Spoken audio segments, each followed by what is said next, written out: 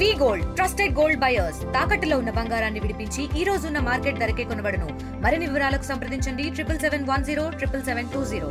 కలియుగ వైకుంఠ దైవం వెంకటేశ్వర స్వామి చెంత పనిచేస్తూ స్వామివారికి వచ్చేటువంటి ఉండి ఆదాయంలోనే కన్నం కొట్టేందుకు ప్రయత్నించాడు. అయితే ఈ కేసు సంబంధించి గతంలో అనేక ఆరోపణలు వచ్చాయి. అయితే దీనికి సంబంధించి కూడా ఈ కేసు టీటీడీ కావచ్చు, ఎవరైతే రవికుమార్ అనేటువంటి వ్యక్తి కావచ్చు, లోక్ అదాలత్ ద్వారా కూడా ఈ కేసును రాజీ చేసుకున్నటువంటి పరిస్థితి. అయితే TTD board member Bhanuprakash Reddy, అదేవిధంగా తొడా చైర్మన్ దివాకర్ రెడ్డి కలిసి సంచలనమైనటువంటి ఆ యొక్క కేసు సంబంధించినటువంటి వీడియోస్ అన్ని చూపించడం జరిగింది. దీనికి సంబంధించి మనతో మాట్లాడడానికి భానుప్రకాష్ గారు ఉన్నారు. సార్, ఏదైతే ఈ కేసు సంబంధించి గతంలోనే లోక్ అదాలత్ పోవడం, రాజీ కుదుర్చుకోవడం అంతా కూడా ఏ రకంగా చూడాలంటారు? అయితే మీరు ఇవాళ వీడియోలు కూడా చూపించారు ఆ కేసు సంబంధించి బలమైనటువంటి వీడియోలు. ఎందుకంటే గతంలో ఈ కేసు సంబంధించి ఎటువంటి ఆధారాలు కూడా బయట వచ్చినటువంటి పరిస్థితి లేదు. ఎలా చూడాలంటారు? అసలు ఒక్కసారి స్వామివారి కుండీలో కానుకలు పడిన తర్వాత దానికి పూర్తి హక్కుదారుడు వెంకటేశ్వర స్వామి మాత్రమే. కుండీలో పడిన కానుకలను పరకామలో దొంగతనం జరిగిన తర్వాత ఆ కేసుని క్రిమినల్ కేసుగా నమోదు చేసి వాళ్ళ మీద చట్టపరంగా చర్యలు తీసుకోకుండా అక్రమంగా లోక్ అదాలత్లో కాంప్రమైజ్ చేసి 40 కోట్ల రూపాయలు స్వామివారి పేరుతో ఆస్తులు బదలాయించి మిగతా 100 కోట్ల పైచిలకు అప్పటి నుండి అధికారులు కానీ రాజకీయ నాయకులు కానీ వాళ్ళ పేర్లతో మార్చుకున్నారని చెప్పి మాకు ఫిర్యాదులు వచ్చాయి. ఆ ఫిర్యాదులతో మొట్టమొదటి ధర్మకర్తల మండలి సమావేశంలో నేను ఈ అంశాన్ని లేవనెత్తడం జరిగింది. రాష్ట్ర డైరెక్టర్ జనరల్ ఆఫ్ పోలీస్కి ఫిర్యాదు చేయడం జరిగింది. లోక్ అదాలత్తో ఒకసారి కేసు రాజీ అయిన తర్వాత ఆ కేసును రీఓపెన్ చేసే అవకాశం లేదు. అత్యున్నత న్యాయస్థానం నుంచి ఆదేశాలు వస్తే తప్ప దాన్ని రీఓపెన్ చేయలేమని చెప్పారు. నిన్న శ్రీనివాస్ అనే వ్యక్తి కోర్టుకి వెళ్ళిన తర్వాత కోర్టులో దీని మీద సిబిసిఐడికి ఎంక్వైరీకి ఆదేశాలు ఇస్తూ వచ్చే నెల 12వ తేదీ లోపల ఈ కేసులో ఉండే పూర్తి వివరాలు కోర్టుకి సీల్డ్ కవర్లో సమర్పించాలని చెప్పి ఇవ్వడం ఇది గోవింద భక్తుల విజయంగా మేము భావిస్తున్నాం. ఆ రోజు రవికుమార్ అనే వ్యక్తి 23/9/2023లో 112 నోట్లు $100 నోట్లు దొంగతనం చేస్తే కేవలం 9 నోట్లు మాత్రమే దొరికాయని చెప్పి కేసు నమోదు చేయడం వెనకాల కొన్ని కుట్ర కోణాలు దాగి ఉన్నాయి. కొందరిని తప్పించడానికి, కొందరిని మెప్పించడానికి అప్పటి నుండి అధికారులు ప్రయత్నం చేశారు.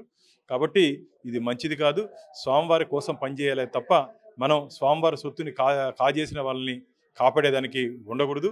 గతంలో ఉన్నటువంటి వ్యక్తులు ఎవరెవరు ఇది కేసులో ఇన్వాల్వ్ ఉన్నారో వాళ్ళందరినీ చట్టం ముందు నిలబెట్టబోతాం. ప్రధానంగా తిరుమల క్షేత్రంలో అనేక భద్రతమైనటువంటి కట్టుదిట్టమైనటువంటి పరిస్థితులు ఉంటాయి. ఇంత ఎవరైతే ఆ యొక్క రవికుమారు పదే ఆ యొక్క పరకమణిలో నుంచి కూడా డబ్బులు దోచుకుంటూ ఉంటే అక్కడ అధికారులు కావచ్చు, లేకపోతే ఉన్నత స్థాయి అధికారులు కావచ్చు, ఏం చేస్తున్నట్టు, లేకపోతే దీని వెనక అనేక మంది హస్తం ఉందని కూడా వ్యక్తం అవుతున్నటువంటి పరిస్థితి. ఎవరు మీడియా పరంగా కూడా మీరు ఇందాక ప్రెస్ మీట్లో కూడా ప్రధాన అధికారి కూడా త్వరలో రాబోతున్నారు, మీడియా ముఖంగా కూడా తెలియజేశారు. ఎవరు రాబోతున్నారు, ఏం జరగబోతుంది? తొందరలోనే దీంట్లో సంబంధం ఉన్నట్టు ఒక అధికారి తన తప్పుని ఒప్పుకొని మదన పడుతూ స్వామివారి దగ్గర తప్పు చేశానని చెప్పి బాధపడుతూ తొందరలోనే అప్రూవల్గా మారబోతున్నాడు. అధికారి పూర్తి వివరాలు ఆ రోజు ఏం జరిగింది, ఎందుకోసం చేశాం, ఎవరి కోసం చేశాం, అసలు రాజీ అయ్యే కేసే కాదు, ఇది రాజీ అవ్వాల్సిన కేసు కూడా కాదు, ఏ పరిస్థితుల్లో అయిందో పూర్తి వివరాలు రాబో రోజుల్లో పోలీసుల అధికారుల ముందు వారు చెప్పబోతున్నారు. ఇది ఒక విధంగా పశ్చాత్తాపపడి అతను ముందుకు వస్తున్నాడు. కాబట్టి దీని వెనకాల ఉన్నటువంటి వ్యక్తులు ఎవరెవరు ఉన్నారో అందరూ రాబో రోజులు జైలుకి వెళ్ళే రోజు దగ్గరలోనే ఉంది. అనేక పేర్లు కూడా వినపడుతున్నాయి. అంటే పాలకులు అధికారి అయితే మీరు చెప్పినట్టుగా ఒక అధికారి పశ్చాత్తాపడే ముందుకు వస్తున్నాడు. మరి పాలకులు ఎవరు బోర్డు మెంబర్స్గా ఉండొచ్చు, అనేక మంది పేర్లు కూడా వినపడుతున్నాయి కదా, వారి మీద సంబంధించేటువంటిది. ఖచ్చితంగా ఇది కేసు హైకోర్టులో ఉన్న కారణంగా సిబిసిఐడి విచారణ చేస్తున్నటువంటి సందర్భంలో ఆ పేర్లు వెల్లడించడానికి మంచిది కాదు. తొందరలోనే ఆ పేర్లన్నీ శ్రీవారి భక్తుల ముందు ఇంకొక నెల రోజుల్లో అందరూ చట్టం ముందు స్వామివారి ముందు నిలబడే రోజు దగ్గరలోనే ఉంది. మీరు గతంలో కూడా అనేక అవకతవకలు కూడా జరిగాయని కూడా మీరు ప్రెస్ మీట్లు నిర్వహించినటువంటి పరిస్థితి. ఇప్పుడు పరకామణిలోనే స్వామివారికి చెందాల్సినటువంటి ఉండిలోనే ఈ స్థాయిలో జరిగితే మరి మిగిలినటువంటి వాటి అవినీతుల గురించి ఏ రకంగా మీరు బయటపెట్టేదానికి అవకాశం? నేను పరకామణితో పాటు తులాభారంలో జరిగినటువంటి విషయం, అలాగే స్వామివారి వస్త్రాలు, శేష వస్త్రాలు బయటకు నుండి అంశాలు, చాలా అంశాలు నేను బయట పెట్టడం జరిగింది. వాటన్నిటి మీద విచారణ జరుగుతోంది.